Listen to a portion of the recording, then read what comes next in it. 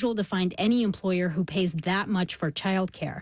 And it's very unusual to find employers in the service sector that provide any childcare support, even though service workers struggle with some of the least flexible schedules.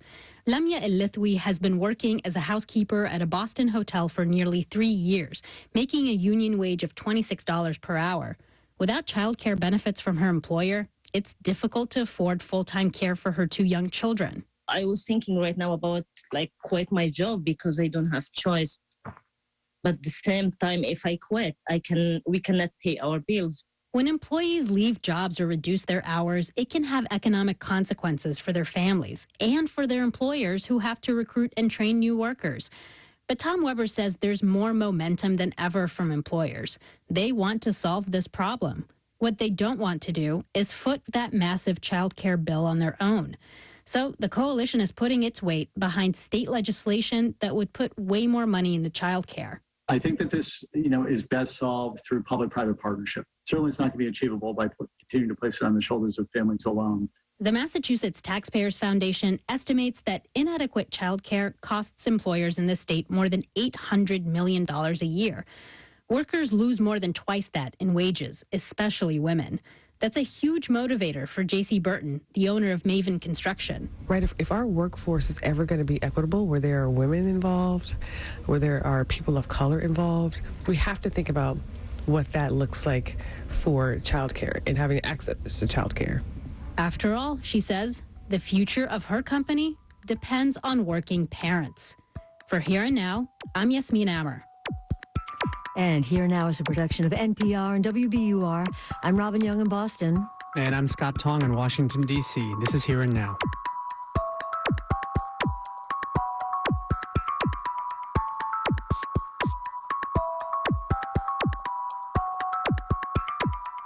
Funding for Here and Now comes from WBUR Boston.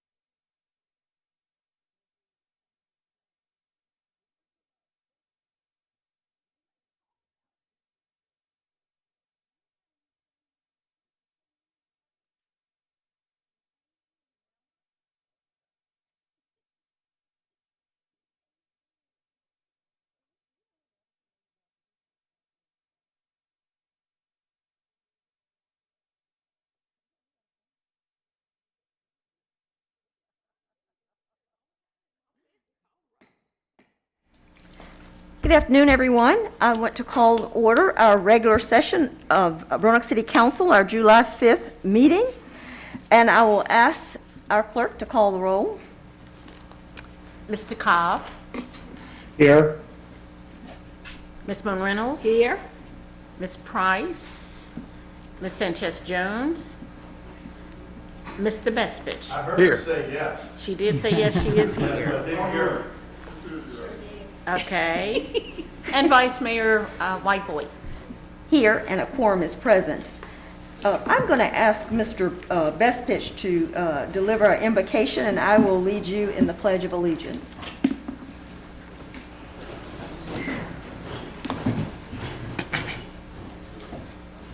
Please join me in prayer.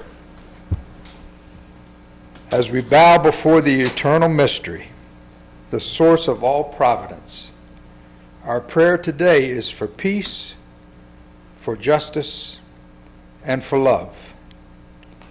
May we always remember that there are no feet to walk the path of peace but our feet. There are no hands to do the work of justice than our hands. And there are no hearts to open to love than our hearts. Amen. Amen. Pledge allegiance to the flag of the United States of America and to the republic for which it stands, one nation, under God, indivisible, with liberty and justice for all. Thank you, Mr. Bespitch. You're welcome. And welcome again, everybody. I know when we're one virtual, one missing, and the mayor not here, things tend to be a little off kilter, but we are moving through this very well. Just wanted to be respectful of everyone's time. I know some of you have been waiting. I just want to make notice that council meetings will be televised live and replayed on RVTV Channel 3 on Thursdays at 7 p.m. and Saturdays from 10 a.m. to 5 p.m. and video streamed through Facebook Live at facebook.com/Roanoke VA. Council meetings are offered with closed captioning for the deaf and hard of hearing.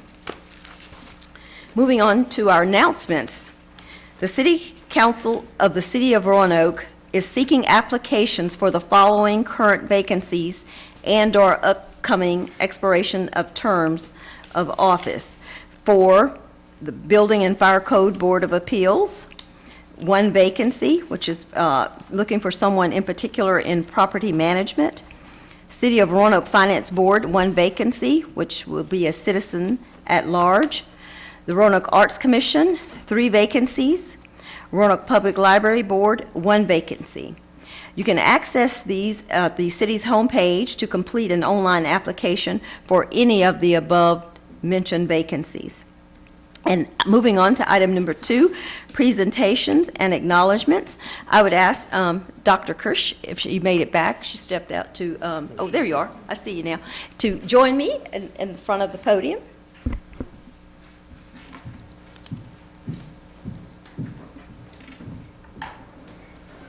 Thank you, Vice Mayor. It's my pleasure to be here today. Welcome. I'm, along with being Director of International Programs at Hollins University, I also have the privilege of chairing the Roanoke Valley Sister Cities Wanju Sister City Committee. And thank you for doing that. Yes, and it was my great pleasure in early June to go visit, finally, Wanju after COVID. Wow. And we had a wonderful meeting. There was a new mayor that was just elected in May.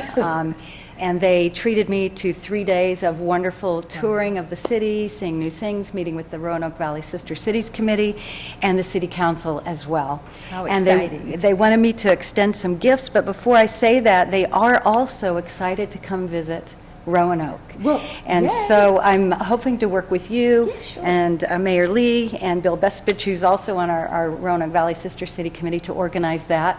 They're wanting to not only further our relationship, but to especially honor Dr. Roth, who is the gentleman who started the sister cities here. So I'm excited to begin working with the city on that. Well, it would certainly be my pleasure. I'm sure Mr. Bespitch and all of council would be happy to help with that. I'm looking forward to it. So you make sure you keep us posted. I definitely will. Okay.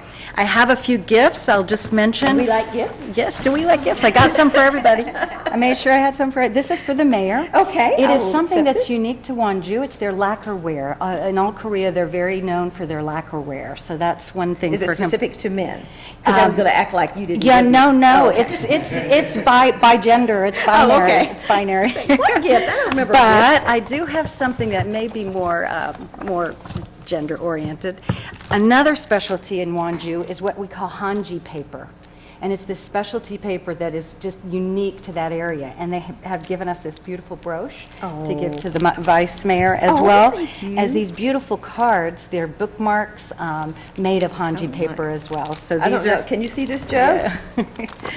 And this is green and gold. And it happens to be the color of Holland's, just so to let you know. Beautiful. Thank you so these much, two. Dr. Kirsch. I'm glad you're back safely, and I hope you enjoyed your trip. But that's not all. Oh, that's not all? No. I have two other things that I'm going to try to also give to every member here and leave a few for those who aren't. One of the things that's fun, as those of you who have traveled to Asia, there's anime characters. And the city of Wonju has this particular folk tale about a pheasant. A pheasant in Korean culture it represents prosperity for all its citizens and propagation of power. And they have a folk tale about a pheasant who saves some children. And so they've created these magnets and these pens specific to Wonju. I have one for everybody. Oh, that is so And you'll cute. notice there's a knot on the top of the head of this anime pheasant because while he was saving the children, he bumped his head. So there's the Red Cross symbol there as well. So that is very neat. So I'm sure if we were to ever go to Wonju, we'd see these all over. Well, they're just starting. They're new. They're so they new. were Oh, excited to okay. give them to me. Wow, Yes. thank you. And then finally, the month of June in Korea, they specifically use the whole month to commemorate the Korean War. To honor those that they lost, but also to honor the relationship between the United States and South Korea. And so the mayor and all of his city council members were wearing these white chrysanthemums. And when I asked about them, he said, I'll give you some to give to all your city council members as well. So I've got these as well. And I'll just give you this bag. Thank you. And you can... You certainly came bearing gifts. Yes. So I'll put So it's my pleasure to represent the city of Roanoke. Here's this about the lacquerware. And I look forward to working with the city and others on the committee and council to welcome our mayor from Wonju here soon. Well, I want to thank the mayor and all of the members of Wonju, sister cities, and it is exciting to Yes, it have is. them come here. And Yeah. thank you for your work. Thank you. On sister cities. It is important that we continue those relationships right now, and you've done an excellent job. And to take the time out to come down and bring us all gifts is especially special. Well, it's my pleasure. So thank you for doing that, and Thank please you. keep us in touch. We'll be working on that soon. Do you know when they might be coming? What time of the year? I'm thinking in the spring, spring, maybe, or next fall. 2023? Yeah. Oh, So yeah, we got to get busy. So we got to get busy. Yeah. Yes. And if I may add to that, Madam Vice Mayor, in the past, some of us remember that there have been a number of years when groups of middle school students have come and spent time here, and some of our middle school students have gone over to Wonju on occasion. So, of course, the reality is that the schools in Wonju teach their students to speak English much better than our schools teach people to speak Korean. Yeah. But I think it's a wonderful opportunity. Certainly looking forward to having the mayor and any other members of the delegation that might come. And I hope that we can also start resuming our exchanges of middle school students because it's certainly an experience of a lifetime, for kids that age. Yes, I had several meetings where we have a kind of a running bullet list of ideas that we'd like to move forward. And the first of which is our video contest. Wonju had a video contest in English about their city, and we're going to announce in July a video contest for the city of Roanoke, open to anyone to do a video in Korean. In Korean, And then the okay. Sister Cities Committee, we set a committee to vote on the best videos, and the Sister Cities Committee in Wonju will then vote on ours. So that's one of the first things we're looking forward to doing. This is all going to be fun. Thanks Yeah. again, Thank Dr. you. Kirsch. I appreciate it. And thank you all for your Thank support. you. Thank you.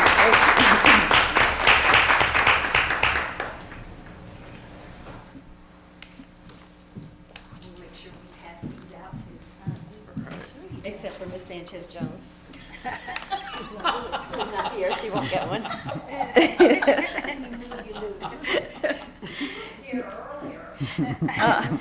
Well, never mind her. We're fine. We're going to move on to item number 3, hearing of citizens upon public matters. And I understand we do have someone to speak. Is that correct, Madam Clerk? Yes, we have 2 speakers. Okay. Our first speaker is Wally Jackson Burroughs. Let's see it. How long does Mr. Burroughs have to speak? 5 minutes. He has 5. Okay, thank you. You have 5 minutes, Mr. Burroughs. That won't take that long. My name's Wiley Jackson Burroughs. I'm a native of Roanoke. I live on 2301 Stanley Avenue Southeast, Roanoke City, 24014. I was down in Florida, and well, first of all, my daughter and my son-in-law and I own a two-story building. It's 2217 on Crystal Springs. This is adjacent to where the famous Anthony's used to operate their restaurant. I got a call while I was enjoying Florida, and I couldn't believe it when I heard they were going to put a boutique hotel in the Roanoke city or the Roanoke neighborhood village. But a broker called me, or a real estate agent who was representing Mr. Till, who was going to be the owner of this project, and he asked if I would meet him. I said I would. And my daughter and I met with him when I got back into Roanoke. What he wanted from me was 12 spaces of parking on my property. I told him absolutely not. I have the tenants on this that have been with me here. We need every bit of the parking. Then he wanted to use it at night. He wanted those 12 parking spots to go with the 10 that he has to approach maybe the 23 to 27 parking spots that a hotel needs, that he's asking for. So next, in his application, which I wasn't going to speak, but after I read his application, it's totally being misrepresented as far as I'm concerned. He listed all these people that were really for this project. 6 of them were not even, or 5 of them were not even, what do we say, 3 didn't even live in our neighborhood, the South Roanoke neighborhood. 2 may have, I know 1 does, the other one I'm not sure. He used to live in Edge Hill, but he was the broker that was representing Mr. Till. So then we had, Barbara Dirk was the last one, and he said that basically he was saying she was for it. Barbara represents our community, and she cannot take a position. So she called 2 meetings. The first one was 12 people. The people were cordial. The second one was 60 people came to it, in which I was able to attend. There was explained about a water line that had to go down through Peakwood. The fire marshal or one of the fire department representatives spoke. Gave a good presentation. The man who was tied in with the sidewalks for the city gave an excellent presentation. And then Till was the last one, and he talked way too long, so Barbara terminated the meeting. But in his application, he said there was no negative feedback from the neighbors. We didn't have a chance to talk to him. He was off to the side. A couple of people spoke to him. I went to talk to the representative on the sidewalk to try to get some help for South Roanoke Methodist Church. So next, as I said, he had 10 parking spots there. The boutique is, I think it's going to be 24. Korean is behind this thing, Nancy Agee and her team, and they're saying he can have 40 spots over in the Fairfax, which is off of Yellow Mountain Road and Jefferson Street. Well, in his proposal, he wants 190 seats, inside seats, and 60 outside. If you say 2 people per car, that's 500 people. You got 40 spots in the Fairfax, that's 80 people. Where are the other 420 people going to park? You also have River and the Rail there, which is usually full, and also you got the Fork and Alley, which is always full, and they have some big events there that takes up a lot of parking. And when I say, I don't know, I mean, in my dealings with hotels, I've never been one where you had to valet park and go over to like to the Fairfax for that distance. Usually all your parking is right there at the hotel. And I don't know what the code is. My son-in-law, George Vogler, is checking out what the code is for a hotel. This thing, the other thing is he's anticipating he said he was anticipating, was that my time? Yes, sir. But you can go ahead and finish. Pardon me? Yeah, that is the end of your time, but you want to go ahead and finish your... Yeah, I'm almost done. He wants to put, he said he might put parking in the back for trash collection and also for deliveries. That ought to be proper that he has to do that. It ought to be proper that he has to provide all this space in Fairfax.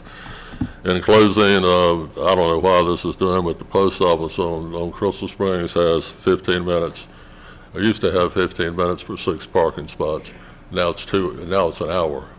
On May the 10th, they did an analysis of the parking. On May the 26th, they did another one. They haven't done one since then. May the 26th, it increased. In June, July, and August, it's going to even increase more.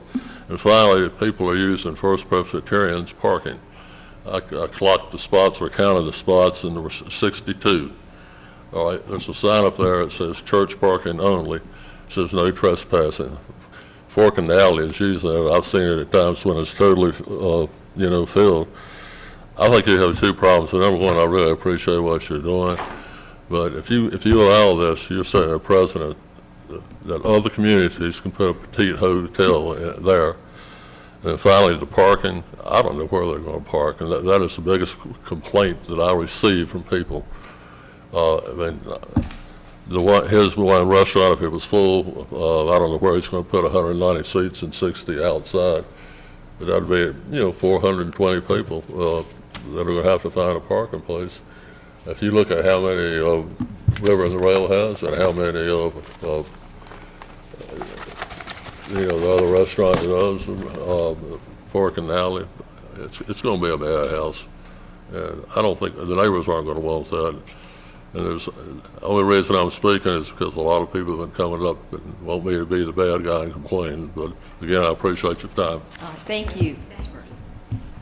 Got there. Do we have any other speakers? Yes, we have one other speaker, Miss Barbara Dirk.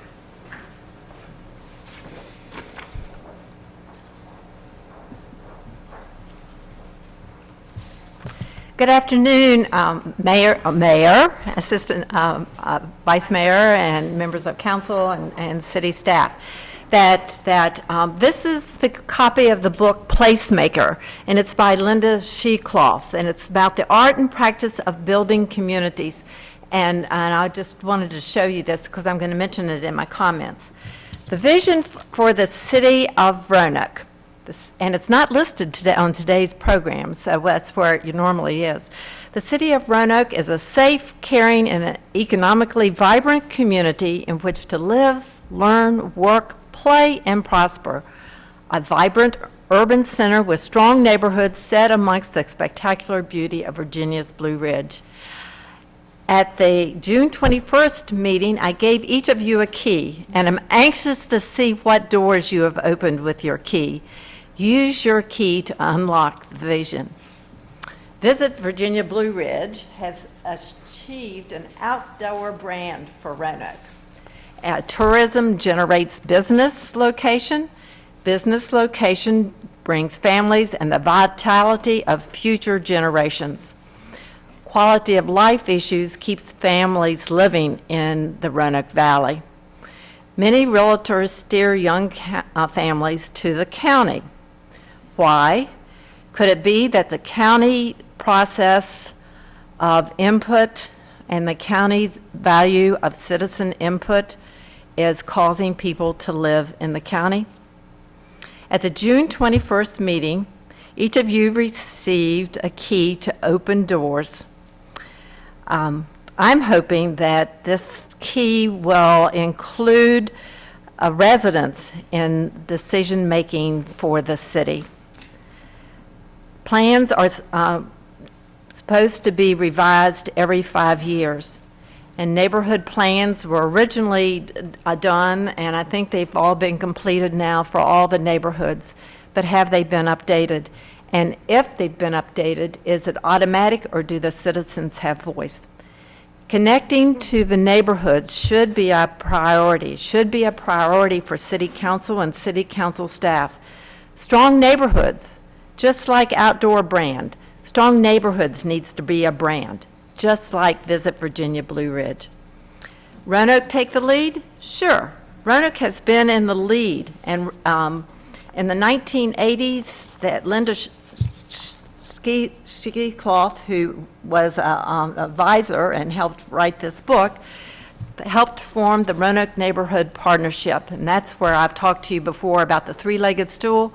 One of them is for business, one of them is for community, and the other one is for neighborhoods, and that's what makes the best city. Roanoke was so far ahead of other communities to recognize the importance of neighborhoods and the people who live there in the decision-making process, that the Roanoke Neighborhood Partnership is featured in Linda's book, an entire chapter, 38 pages, on the practice of democracy, the Roanoke Neighborhood Partnership. I hope we haven't forgotten that. I hope we haven't forgotten the residents' voice in making decisions. We need to respond to what the residents are hearing and saying about their communities. A positive example is that we have lots of people that come to the Roanoke neighborhood, Neighbors in South Roanoke meetings and present their ideas. Well, the ideas have already been decided. So one example is the Roanoke City, Roanoke City Libraries, I'll talk fast. Roanoke City Libraries came, Sheila Umberger, they had a place where they wanted to put the e-library. And they just knew that that was going to be. Well, when people heard about it, they said, no, no, no. So they had to go back, well, I guess we could open the process and get citizen input. And they did. And so it was absolutely wonderful. But that now we have a developer who has come with his plan, thinks that we're just going to abide by that. We would like to have some input. Perhaps it is a good plan, but we think that there's some issues that need to be discussed. Visit Virginia Blue Ridge has an office and multiple staff to brand Roanoke as outdoor. I would suggest that with your key, you reevaluate what your primary goals are for neighborhood services. That job is open right now. Josh Johnson has taken a position with Roanoke City Schools. What do you want neighborhood services to be? Do you want it one person in community engagement, or do you want it an office? Do you want it to be branded Roanoke, to be branded Neighborhood Strong? Florine Thornhill said, you don't need to move to live in a better place. You have the key. Make Roanoke a city of neighborhoods for people, by people. Thank you. Thank you. And moving on to item 4, which is our consent agenda.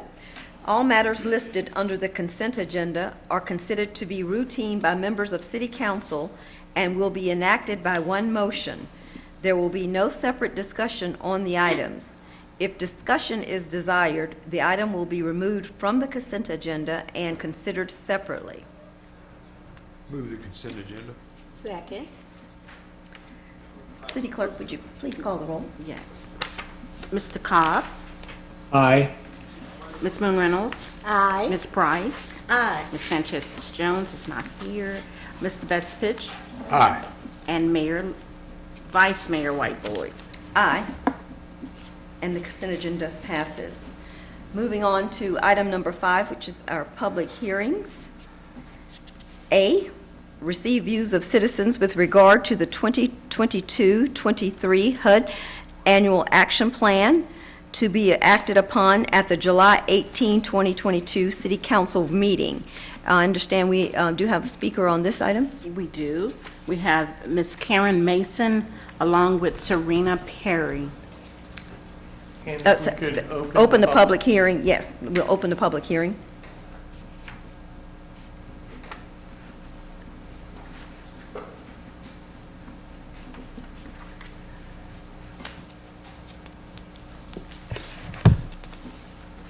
Good afternoon, Vice Mayor and members of council. My name is Karen Mason. I'm Director of Habitat for Humanity, and I'm joined here with Serena Perry, one of Habitat's home buyers. I think you'll enjoy hearing from her in just a moment. I just wanted to thank you for your support of the use of HUD funds to increase affordable home ownership in Belmont, Fallon, Target area. Habitat, we believe strongly in the strength of our program and know that Belmont Fallon will greatly benefit from this investment in transforming not just lives, but also our neighborhoods. I also want to commend the outstanding team of Keith Holland and his team in the Community Resources Office. The city is really fortunate to have such talented people on staff, and as an agency, we're blessed to be able to work with Keith and his team. So the proposed HUD funds, home and CDBG funds, will have a direct impact on Habitat's hardworking families who are determined to build better lives. And our plan is to build 4 new homes and then also renovate 4 existing vacant properties. So to provide home ownership, affordable home ownership for 8 hardworking families in our program. Habitat matches the city's investment with a variety of funds, sponsorship funds, at least $35,000 per house in internal support, volunteer hours, etc. And we already have families like Serena progressing through the phases of home ownership, getting their homeowner education and training program, and like Serena, working a lot of sweat equity hours on our build sites. So I just want to say thank you for your investment in our families and in our neighborhoods. Your support is the key that helps families just like Serena unlock their full potential and become empowered and confident in their abilities with a clearer financial path than perhaps they've ever known before. And so I'm really delighted to introduce one such home buyer, Serena Perry, to you. Serena is very hardworking and dedicated. And, I was thinking when we were sitting there, I'm just not used to seeing her without sawdust in her hair and caulk on her hands and face. And but no matter the setting, whether a Habitat site or any other setting, she always has the same beautiful smile. So, Serena. Good afternoon, Vice Mayor White, Boyd, and members of City Council. It is truly an honor to speak with you this afternoon. My name is Serena Perry, and I'm employed as an instructional assistant at Roanoke Academy Elementary School, and will soon earn my public health degree at Radford Carolian. I have a beautiful 10-year-old daughter named Anisha, and we are living in a rented duplex that's not in a great neighborhood. It also has many maintenance issues that don't seem to get fixed, even though rent keeps going up. I have always been very goal-driven, and after my bed fell through the floorboards, I made up my mind to apply to Habitat's home ownership program, even though I wasn't sure I could qualify. In February 2022, I got the greatest news ever. I got my letter saying I got approved for their program. I thank God for the opportunity to build a legacy for my daughter. Life has been changed dramatically, and they were not lying when they said a lot of work comes to it. Right here is one of 2 notebooks that I have with me, as you see right now, for all educational purposes. Habitat has helped me understand credit, personal finance, and how to build a home. Habitat's not easy to get into. Besides educational classes, we have to earn hundreds of sweat equity hours, learning new skills as we help to build other families' Habitat homes along with our own. But it is all worth it at the end.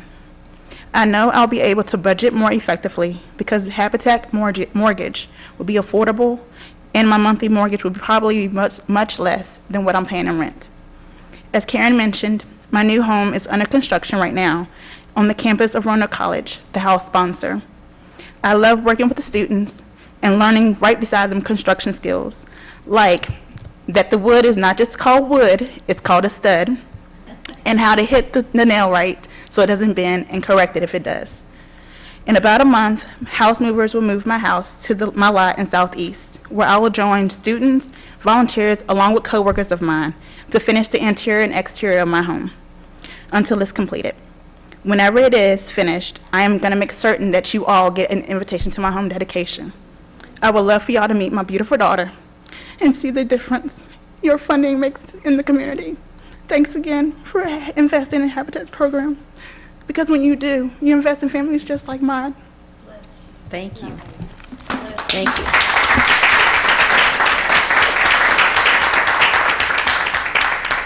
Thank you, Karen, and also thank you, Serena, for that heartwarming story and testimony about your new house. Are there any more speakers? I'm going to close the public hearing, and I will go back to Mr. Cowell. I didn't know if you had any comments, or Mr. Holland. The only thing is, I would add, obviously, in the information that you have and that's available to the public lists all of the projects that would be funded once approved. And again, we'll come back July 18th with the request for approval of the funding. So, thank you. Do we have any comments from any of Mr. Bestpitch? Well, thank you, Madam Vice Mayor. And this may be actually my last opportunity, but I always want to take the opportunity to thank Habitat for Humanity for building homes that fit into the neighborhoods where they are constructed.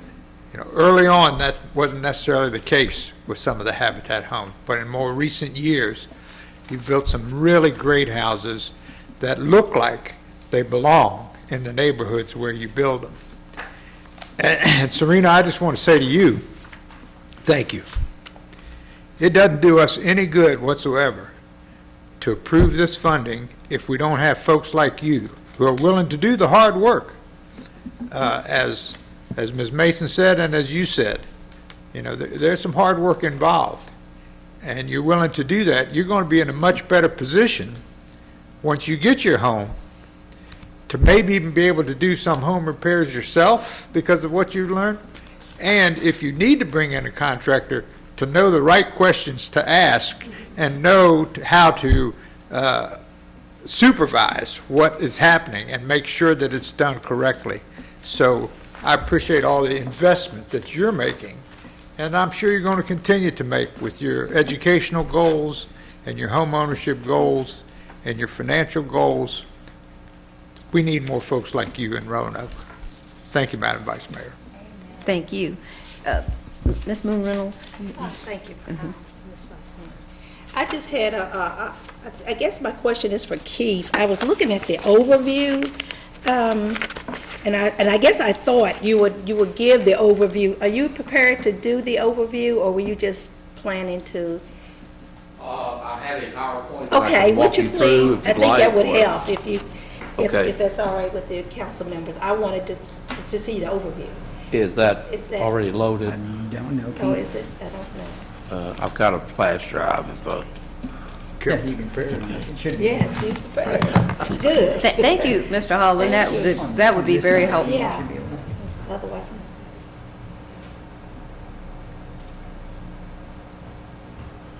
Keith, I think it might be on this side.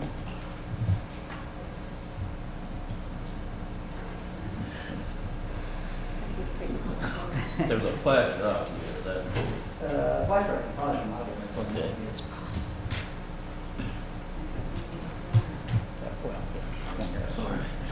As long as Joe doesn't disappear, we know we didn't pull it out. Take it down, Joe. Don't All disconnect right, how Joe. do I do this?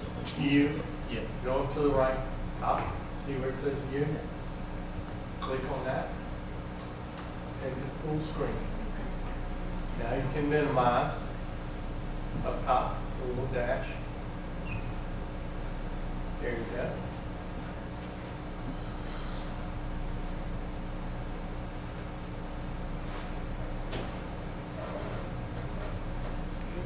find yours.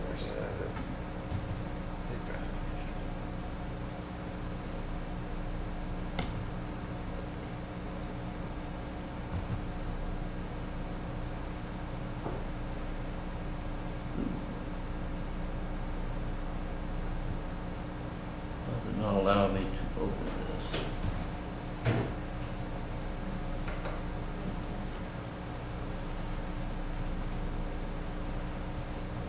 Maybe Mr. O'Brien can help me. I don't know that I can, but I was able to do something earlier in another meeting. Is it this? Yes.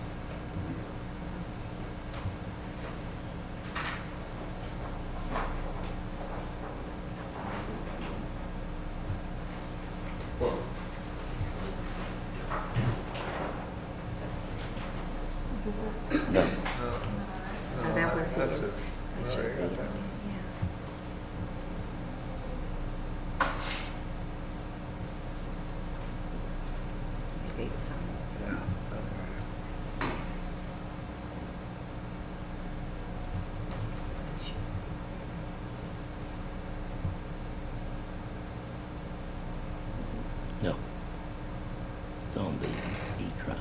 be on the desktop.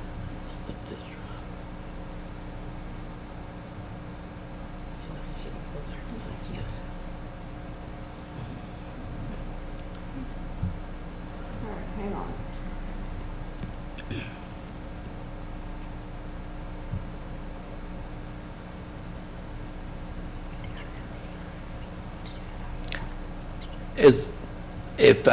If you have a question, Well, it would have been, well, it's part of Yes. the overview, but.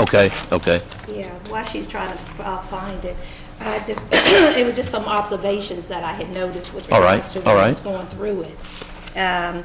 Under the housing development piece, Yes, where ma'am. you had 4.3 million, and then I believe you was getting another allocation for additional 2 million. That which I thought was- includes yes. the additional allocation. Okay, Yes, so ma'am. the 4.3 did? Yes, ma'am. Okay, because I had, I saw where you were proposing 6.5.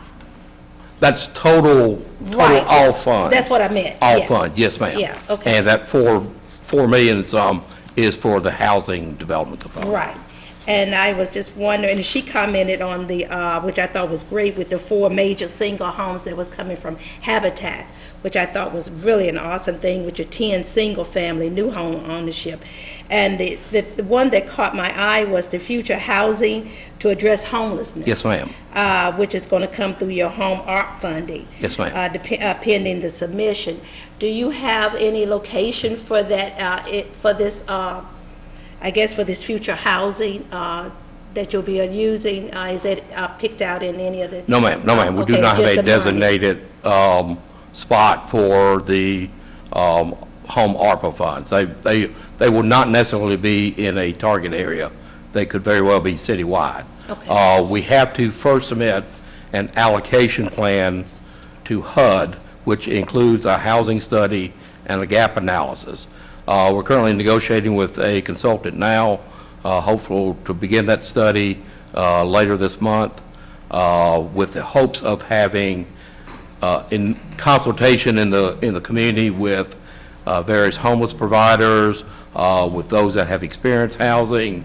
There's a number of studies that have been conducted recently by Virginia Tech, the Regional Commission on our housing needs. Once all this information is compiled, that we are limited to 4 categories that we can spend these funds on, related to homelessness or the avoidance of homelessness. And the allocation plan will come before council to set priorities on which of these 4 funds you want to direct these funds to. We hope to have this plan approved to HUD in time to start programming for the 2023-24 year, next year. So in our application process in November, we hope to be taking applications for that pool of money to start funding in July of next year. So for their future housing for the homelessness would take place next year? Yes, ma'am. Yes, Okay. ma'am. Okay. Keith, is the presentation you were going to go over is the same one that's in It the is the packet, same right? one. Right. That's it, that's But in I the didn't know packet. if, Well, and more or what- less it was for the public's sake. I was And- trying to. And the reason I'm asking is if we could just access on there instead of the flash drive, we could just access the website that has the, Yeah. our council agenda. Yeah, where It'll is be it? on there, and we could, Okay. you could use that to go No, I through. don't.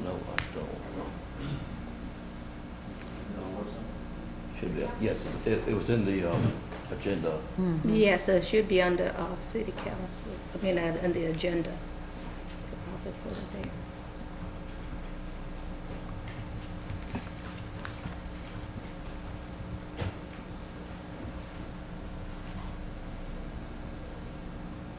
And give you a chance to Under see the new government. website. Yes, it's Government, city council.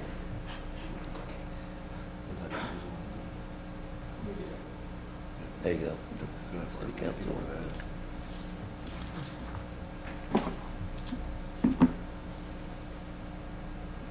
Bottom right.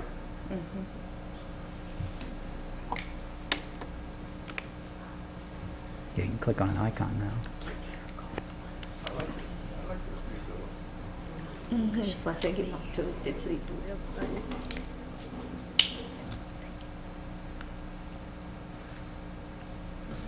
No.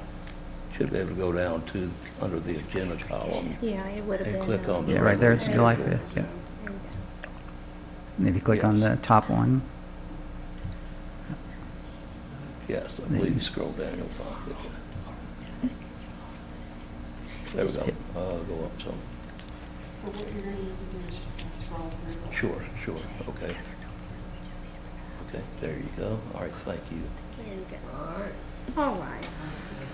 Okay. All right. As I navigate through this, if you have questions, please feel free to ask.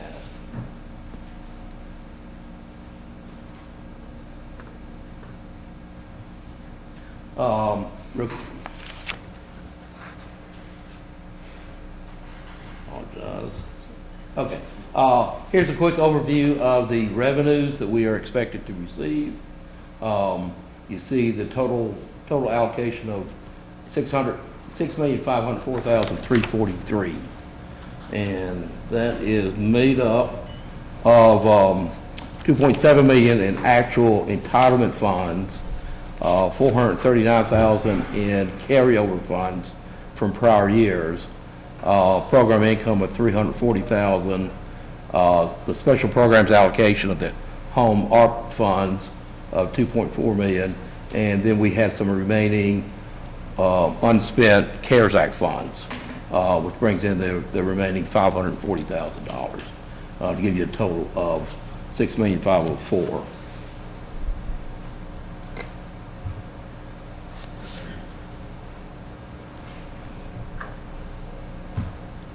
Well, I apologize profusely.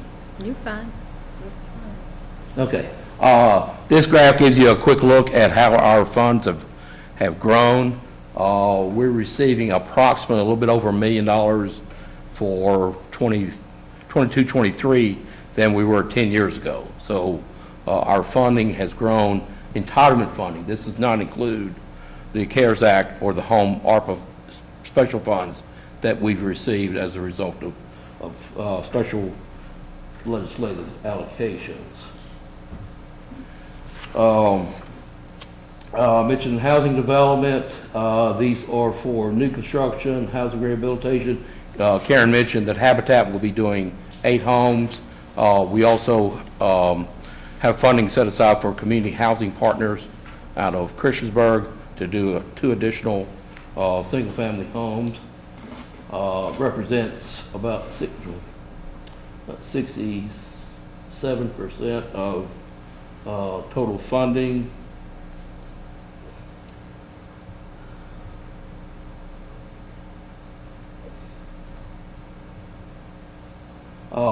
And the council goal on target area expenses are 51% of all non-admin funding, CDBG in the home, and we're at slightly over 53% of funds allocated for the target area.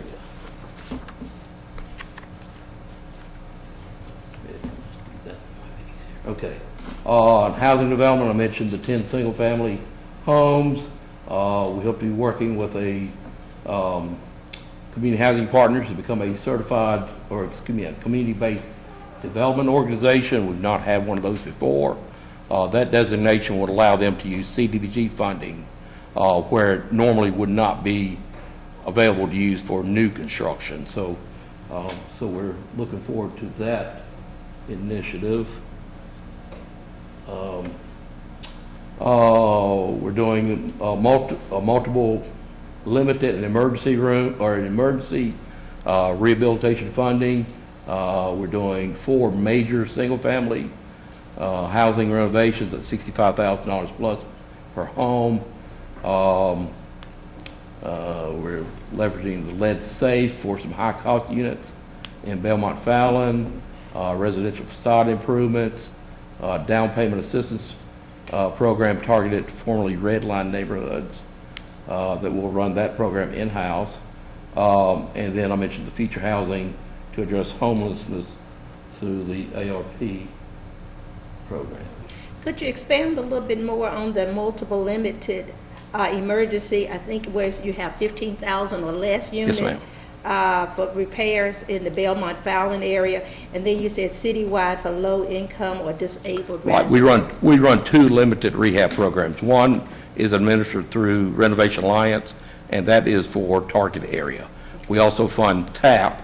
They do a limited emergency home rehabilitation program too, but that program is citywide. Oh, okay. So, we do have opportunities for those folks not in the target area that can still take advantage of our funds for home improvements. Okay, thank you. And again, the cap on that is 15,000 or less.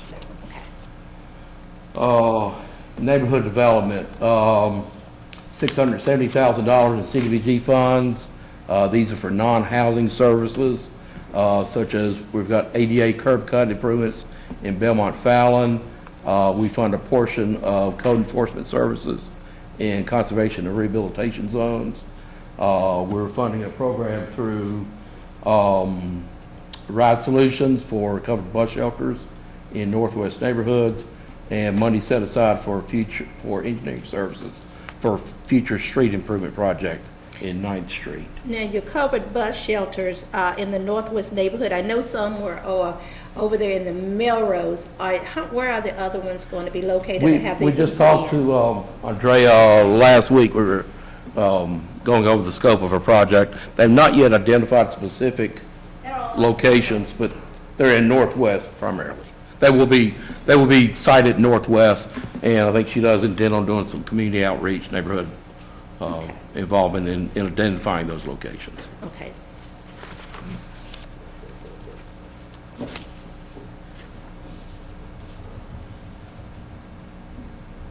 Economic development, we have $260,000 in CARES Act funding.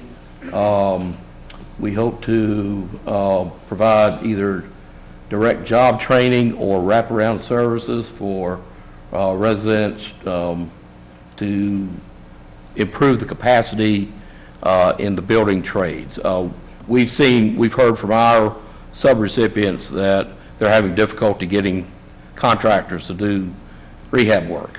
And so we know that is a potential job development growth sector that we're looking at providing some funding to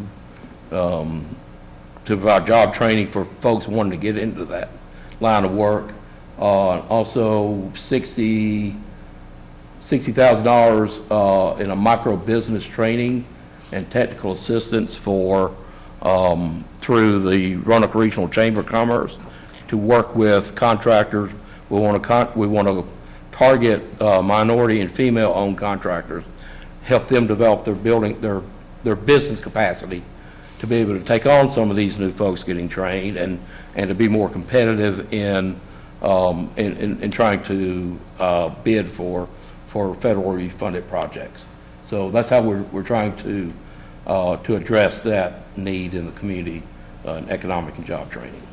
So who are you working with for the job training part?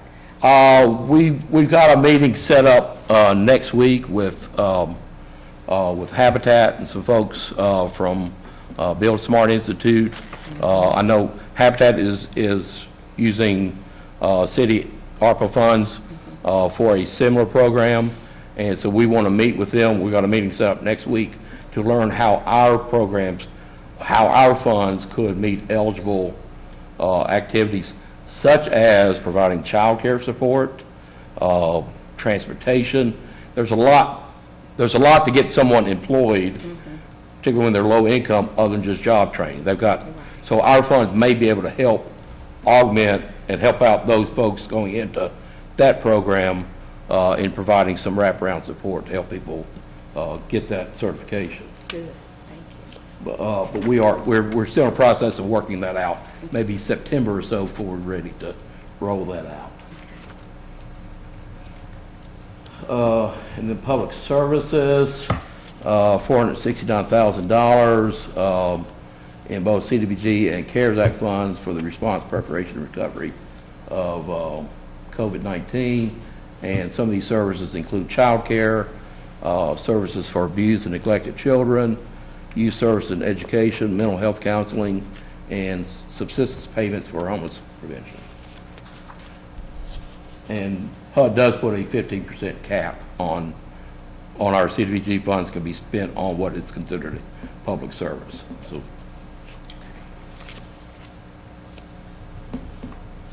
And for homeless services, I've got $178,000 in ESG entitlement to address liable services for those homeless or at risk of being homeless. And you see the services would be homeless prevention, rapid rehousing, shelter operations, street outreach, case management, and maintenance of the HMIS system that's used by over 20 agencies in the continuum of care. Now, on the services you mentioning for the homeless, the street outreach. Yes, ma'am. What does that entail? That is going for the city's homeless assistance. Under the HAT team? Yes, They ma'am, go under the out HAT team. with their Yes. team, okay. Yes, ma'am, yes, ma'am. Mr. Holland, what, the rapid rehousing, do you know what that means, the rapid rehousing? Yes, if someone is either homeless or near being homeless, to avoid them from going into a shelter, rapid rehousing programs provide subsistence payments to help cover rent, utilities, things of that nature, to either keep someone housed or to take someone that is homeless and provide some housing for them. Oh, okay. Yes, ma'am. So are you doing okay with the housing We right would now? love to have more money for that. This is the smallest amount of money yeah, that's that we get from HUD, and 2.7. it is a tremendous need in the community. But I think we're set to get $153,000 plus some carryover. So Yeah. I wish we could do a lot more, but that's where we're Yeah, because I at. saw where your total, that 2.75, is that set by HUD, the percentage? HUD allocates funding based on the amount of funding that Congress gives them. It's plugged into a formula for all the participating jurisdictions they fund during the year. So we don't have to apply for this funding. It's considered entitlement funding. So we get each year, but the amount is never known. It's based on how much Congress allocates to HUD. For instance, this year, the reason we're late in coming to you this year was that Congress did not pass a funding bill until March. We normally have our numbers from HUD by early March, and so we're able to coincide with the city's budget process. But we were late getting funding from HUD. Once they got the funding from Congress, they had 60 days, and they took the 60th day to finally get the word out to us. So Congress funded the CDBG program $150 million less than prior year. So our CDBG went down slightly this year, but they added $150 million into the home program, which increased our home allocation a little bit. So the amounts fluctuate from year to year based on what's allocated by Congress. So that 156 that I mentioned this morning when we were talking about the budget, the legislative budget, that's in addition to the 178? It's a different category? No, 156 is what we're receiving in new funding. In new funding, We had okay. some funds that had not been used in prior years that'll be okay. reallocated and reprogrammed. I think- And so we, total of 178,000 this Okay. year. Okay, thank you. Yes, ma'am.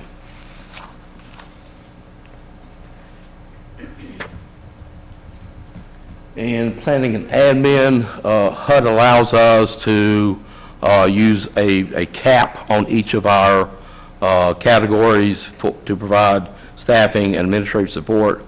So our office is totally funded through the HUD entitlement. We're not, we have no general funds. We're totally self-sufficient in the federal funding.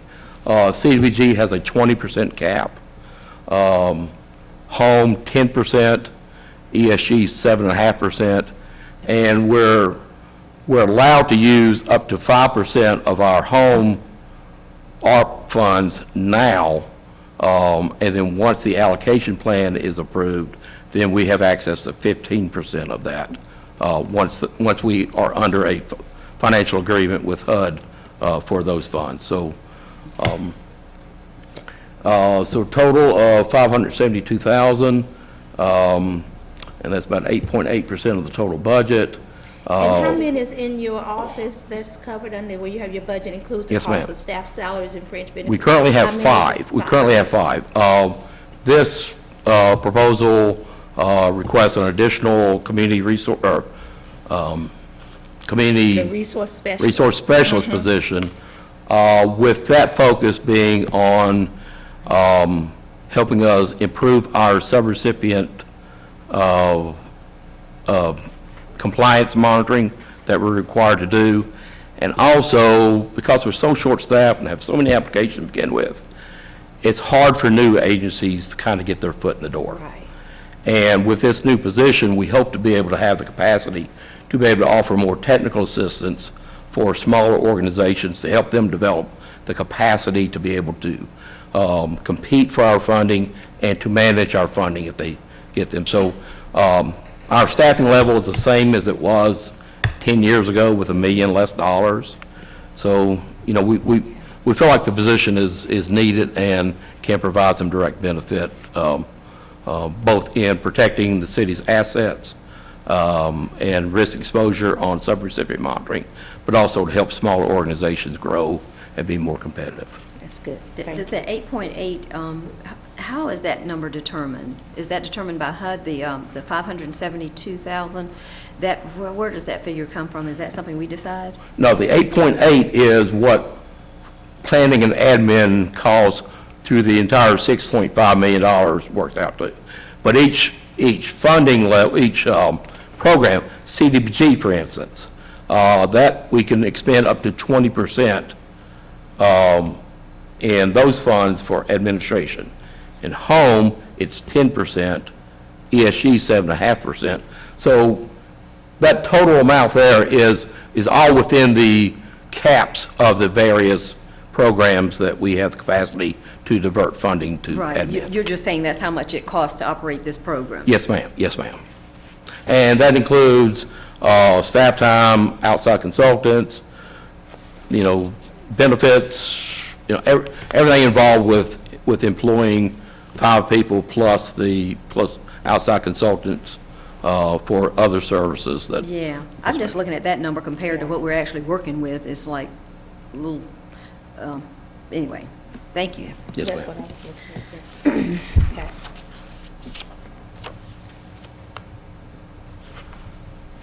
And we did do a 30-day public comment period, which opened on June 13th, closes July 14th. We'll be coming back on the July 18th meeting for council action to approve the plan. And any comments that are received will be submitted in with our plan that we submit to HUD. And like I said, we have approximately 40 separate contracts and MOUs for staff to develop and manage. We're currently drafting up written agreements. I've been working with subrecipients that are proposed for funding and let them know that as soon as we can get the program approved, we hope to start routing these contracts. And we did tell them that we're making all contracts retroactive to July 1st so that no one, so anyone can incur expenses that they need to for the year to run these programs. So if anyone still wishes to have input into the plan, they have up until July 14th? Yes, ma'am. Right. And they can submit their comments to me. I can take them by email, by mail. So yes, we would encourage to get any comments that anyone would like to add for the public record. Okay. And I think that's it. just Got a a big thanks. big thank you to all the nonprofits that make this happen. Habitat is just one of many. We feel like we're doing good work in the community, and we've got a good team that's helping a lot of good nonprofits to help those that are in most need of help in our community. Thank you, that was a Okay, good well, presentation. thank you. Do we have any other questions or comments from council? I just have one question, and it's actually for Habitat, probably Karen, you could probably answer that. I was just looking briefly at the qualifications because we're finding that people with felonies or any kind of conviction cannot live in federal housing. I'm not sure if they would qualify for a program like this because it doesn't say. So it's really difficult for someone with a felony who has, children. I mean, where do they live is my question. And you certainly might not be able to answer that, but I think as a community, we are going to have to address that because there are so many individuals out there who unfortunately have felony convictions and they've done their time but cannot get into any housing. Is there anything out there for an individual who has a felony record with children who need a place to live? What should we do to help them? I know there is a for-profit entity called Dorcas House. What is it? Dorcas Home, I think. And they serve recently institutionalized men. I don't think they get into. I don't think they do any family housing or family counseling. So there's no services out there for those who are coming back into reentry and trying to find affordable housing? None that I'm aware of. Oh, wow. Well, not even reentry. Those who are already out here there. and Right. have been for years, Right. struggling to find a place Sure, to live, sure. and I know some. Yeah. And it really is concerning to me because it's not, they have done what we have asked them to do, is that is to serve their Absolutely, time. absolutely. And like somebody said, reentry. Unfortunately, I'm not talking about reentry. I'm talking about just regular individuals who have Who've happened already to been have out here. who's already been out here, who have those convictions, and. So I'm just trying to figure out what maybe some options. Certainly, there has to be some option because that's what lead people down really difficult and challenging Yes, ma'am. paths when they can't get the assistance. It's just like you can't. Anyway, I'm just trying to figure out if there's some options. Yeah, it's like they continue to be penalized. Yeah, they are penalized. They are penalized. Well, I was just thinking, you're absolutely right. There's a facility, I can't remember the name of. Maybe that's something we could ask to be investigated to see if we can get a compiled list Yeah, of find what's someone. available. I know they can't, Karen. They can't participate in this program for Habitat, can they? To build it.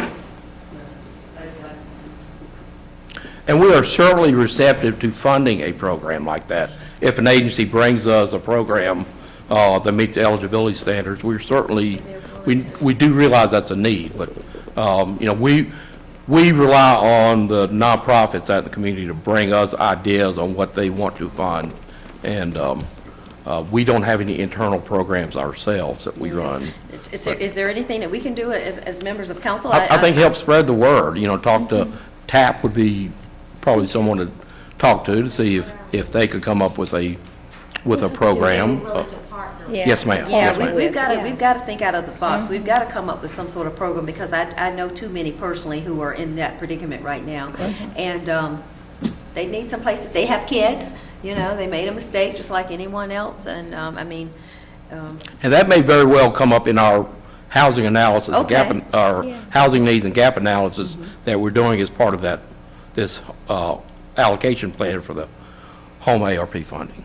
So we may see a better picture of those that fall in that category with this. it's a lot more than you realize. I'm It's sure a it lot. is. It's a lot. Certainly it is. Certainly. Having to live with families or still live on the street. Mostly on the street or with families because they are not allowed into the subsidized housing where you would think they would fall. They are not allowed there. They can't even, I've been told, can't even be on the properties sometimes, That's but right. that's a whole nother story. But thank you, Keith, for your Thank you, Keith. presentation. Appreciate that. You're taking the time. Is there anything else? Yes, that we're and on council allowing him to indulge us to do that. Yes, Thank you. thank you for taking the time to do that. I think that's it. Is there anything else you would like to add, Mr. Cowell?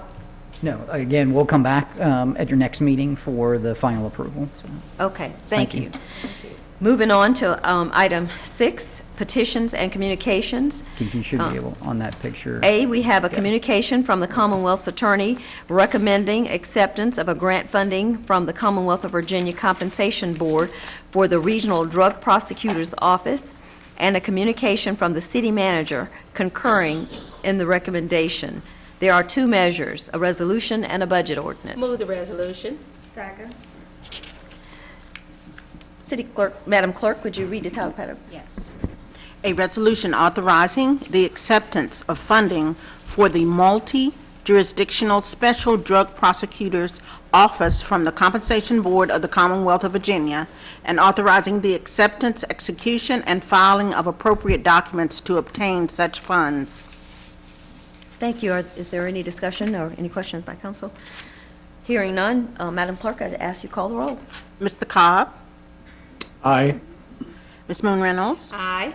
Ms. Price? Aye. Mr. Bestfitch? Aye. And Vice Mayor White Boyd. Aye, and the resolution passes. Move the budget ordinance. It's been moved. Do we get a second? Ms. Moon Reynolds is on all over it. We're moving this agenda here. Madam Clerk, could you read the title paragraph? Yes. An ordinance to appropriate funding from the Commonwealth of Virginia for the Regional Drug Prosecutor Grant, amending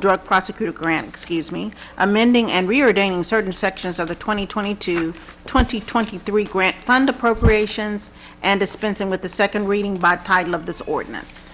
Is there any discussion by my colleagues?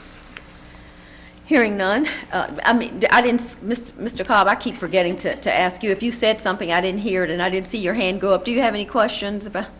Okay. No. All right, Thank we're you. moving right along. Madam Clerk, could you call the roll? Yes. Mr. Cobb? Aye. He said aye. Okay. Ms. Moon Reynolds? Aye. Ms. Price? Aye. Mr. Bestfitch? Aye. And Vice Mayor White Boyd. Aye, and the budget ordinance passes. Moving on to item number 7, reports of city officers and comments of the city manager. I'll call on our city manager. Yeah, no, I'll come back at the end after we get through the Okay. items for actions. Thank you. Okay.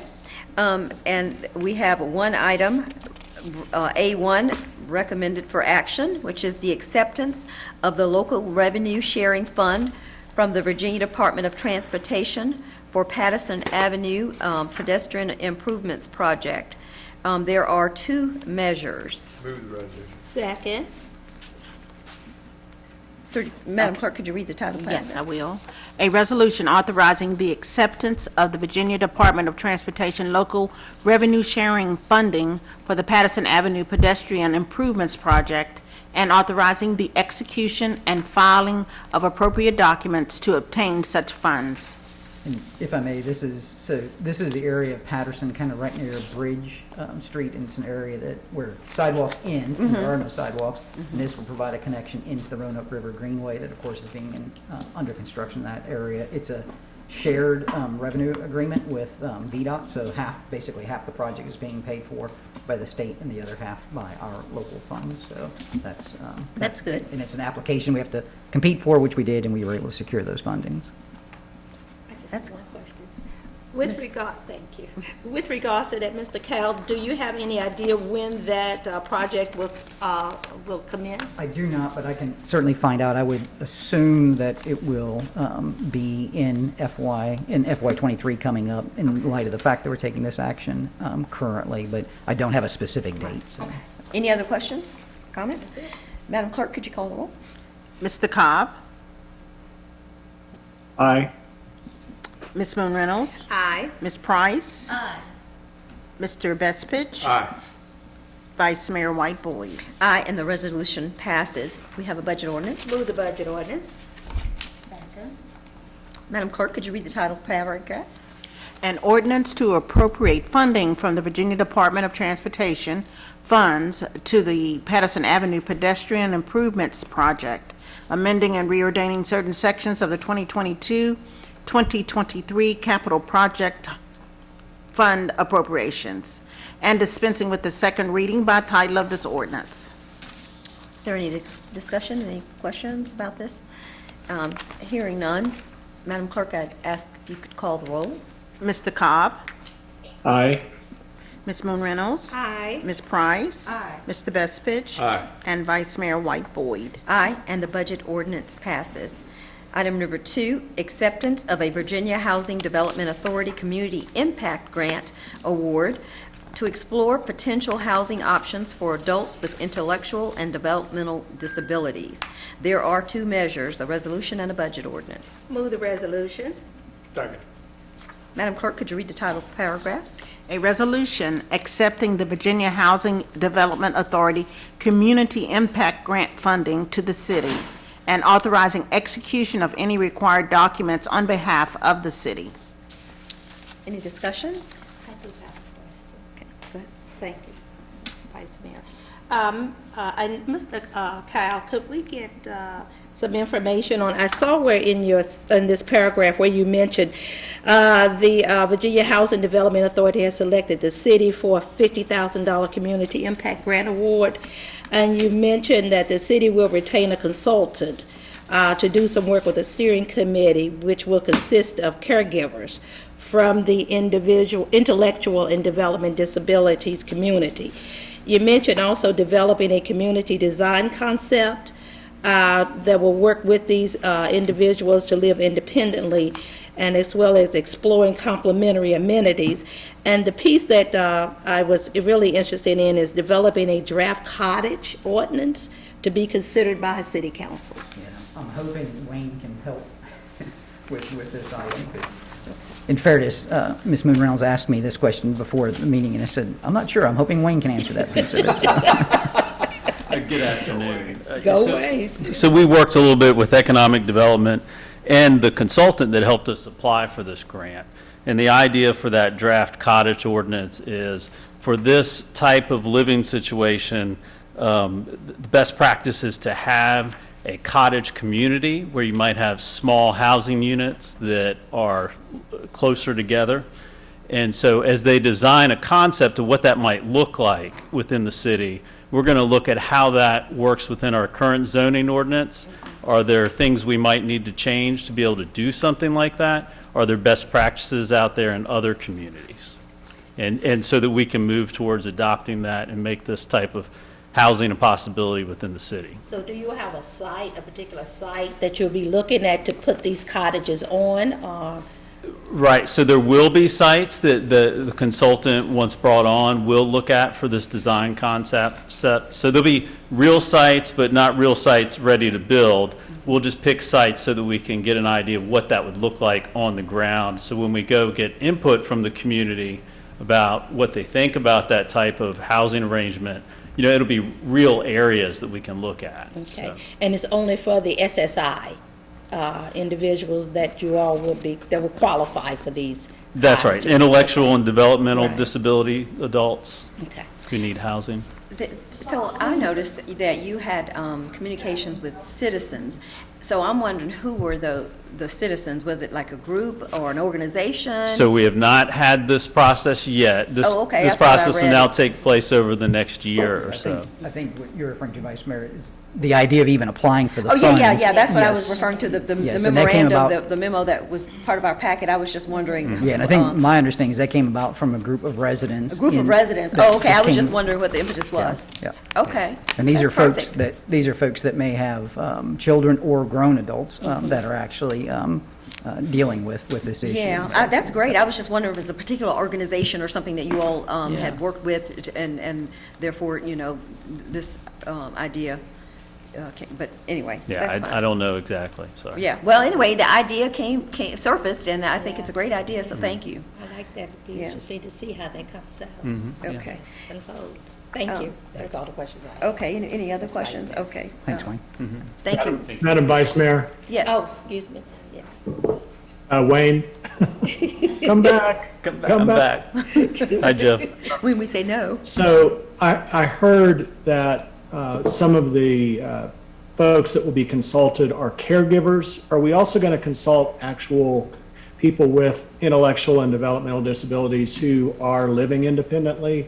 Well, I mean, they may have home caregivers, but they're very capable of giving us some really good wisdom on what this kind of housing could look like. Yes, I would hope we will, and make sure we plan to. Yeah.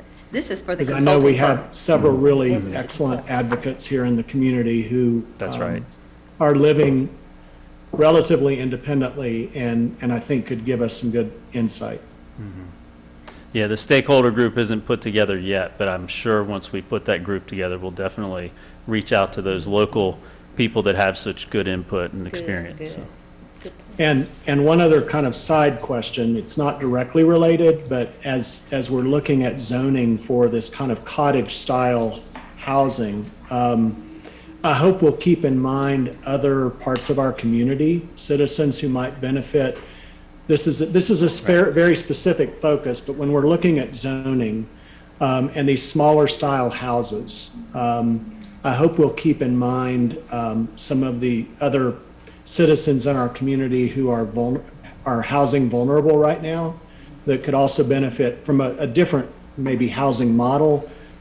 But I would hate for us to do this in terms of zoning to limit this in terms of one thing when we could also address it on a larger scale for some other types of potential communities. Absolutely. Yeah, good. I would agree with you.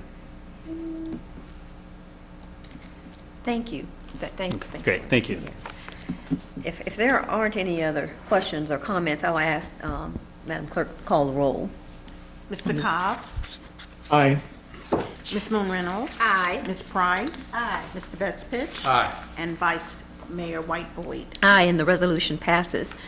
We have a budget ordinance. Move the budget ordinance. Second.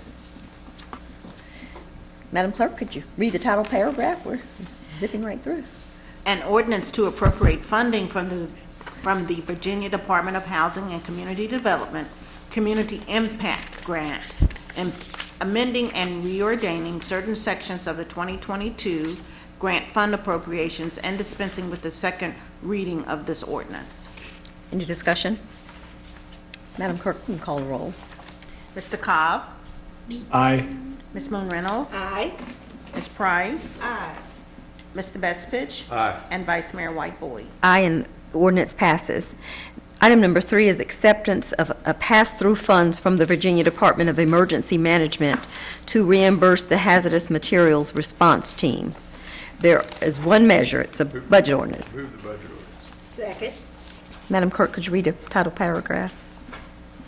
An ordinance appropriating funding from the United States Department of Transportation through the Commonwealth of Virginia Department of Emergency Management for hazardous materials, emergency responses, and training and development, amending and reordaining certain sections of the 2022-2023 grant fund appropriations, and dispensing with the second reading by title of this ordinance. Any discussion? Hearing none, I'd ask Madam Clerk, you call the roll. Mr. Cobb? Aye. Ms. Moon Reynolds? Aye. Ms. Price? Aye. Mr. Bestfitch? Aye. And Vice Mayor White Boyd.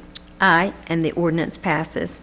Item number 4 is the authorization of general obligation public improvement bonds in the principal amount of not to exceed $48,120,000 and appropriation of funds for capital projects. There are 2 measures, a resolution and an ordinance. Move the resolution. Second. Madam Clerk, could you read the title paragraph? A resolution authorizing the issuance and sale of not to exceed $48,120,000 aggregate principal amount of general obligations of the City of Roanoke, Virginia, in the form of general obligation public improvement bonds of the city for the purpose of providing funds to pay the cost of the acquisition, construction, reconstruction, improvement, extension, enlargement, and equipping of various public improvement projects of and for the city, including related design and architectural and engineering services, fixing the form, denomination, and certain other details of such bonds, and otherwise providing with respect to the issuance, sale, and delivery of such bonds, and authorizing and providing for the issuance and sale of a like principal amount of general obligation public improvement bond anticipation notes in anticipation of the issuance and sale of such bonds. Are there any questions? That's a lot of money. Y'all okay with going in that kind of debt? Yeah. I was looking for a question, but I couldn't find one. I think we reviewed that pretty thoroughly earlier. As a reminder, this is obviously to fund the CIP that was recently approved with the budget. And there is, of course, a list ranging from school facilities to bridge renovations to parks and recreation, stormwater, and so on that are identified both in there and in more detail in the budget if folks would be interested in looking at that. Yeah, it's listed here, so it would be a part of the packet, Correct, right? Because correct. it is listed. And there's more detail about the individual projects in the actual approved In the budget. actual- So for our residents who are interested in hearing more about the details of this 48 million, you can just go, 120,000, you can just go to the website, and each capital improvement project is further broken down with the expenditures. Correct. Any discussion? Okay, no discussion. Madam Clerk, call the roll. Let's go in depth. Mr. Cobb? Aye. Ms. Moon Reynolds? Aye. Ms. Price? Aye. Mr. Bestfitch? Aye. And Vice Mayor White-Boyd? Aye, and the resolution passes. Brings us to the budget ordinance.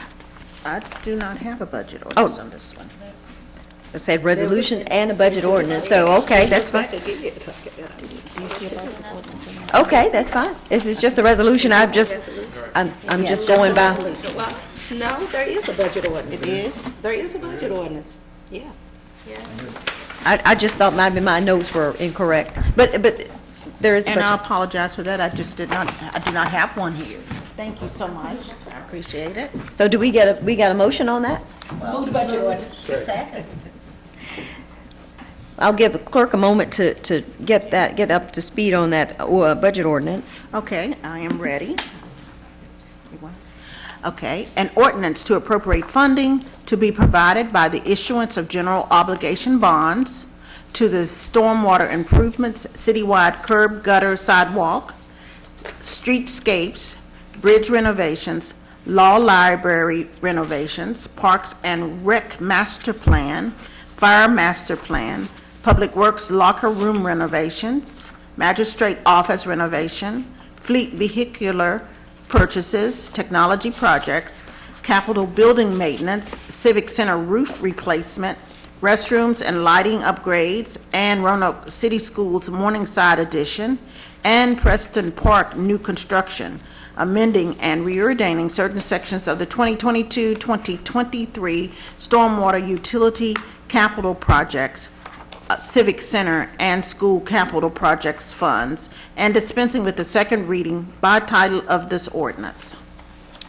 Thank you, Madam Clerk. Do we have any discussion? I think, like Mr. Bestfitch said, we pretty much discussed this in depth, in detail. Well, Madam Clerk, I think we're ready to call the roll. Okay. Mr. Cobb? Aye. Ms. Moon Reynolds? Aye. Ms. Price? Aye. Mr. Bestfitch? Aye. And Vice Mayor White-Boyd? Aye, and the budget ordinance passes.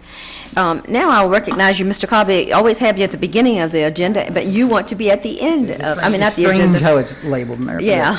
It's okay, thank you. I just have a few quick items. One of those is for anyone that is interested. The final version of the FY23 approved budget will be placed on the website tomorrow. As well, it will be placed in the library's clerk's office and in the city manager's office. So if folks have a desire to work their way through hundreds of pages, the budget that you approved back in May, they certainly are able to do that. Okay, good. By consulting those. Just as a reminder, with the holiday weekend, the solid waste schedule, of course, will be altered by a single day as we move forward.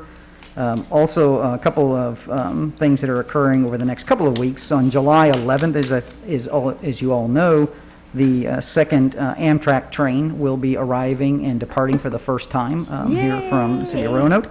So the train will arrive at 1 o'clock. It actually departs at 4:30, but there is a ceremony around 1 o'clock, 1:15 at the train platform to acknowledge the arrival of that second train and the beginning of that service as well.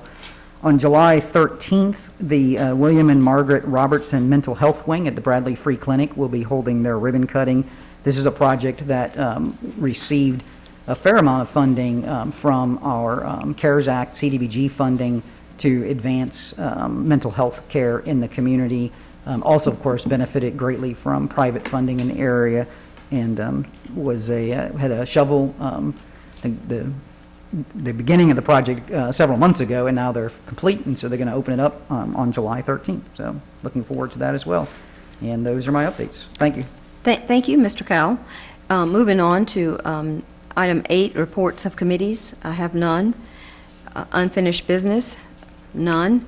Number 10, introduction and consideration of ordinances and resolutions, none. Number 11, motions and miscellaneous business. Do we have any inquiries, comments by any of my colleagues? Well, I just have one comment about the 4th of July holiday. I'm sure everybody enjoyed it. I hope it was all safe. The only thing that I will ask is that if you set off your illegal fireworks, that you clean it up. We have disasters all over the city, paper everywhere. So if you so indulge in firing those illegal fireworks, just try to clean it up. I've seen too many piles of trash all over the city, and that's pretty unfortunate. And that's it for me. You have anything? Oh, no. Ms. Price? So moving on to vacancies on certain authorities, boards, commissions, and committee-appointed council. Get a certification of our closed meeting.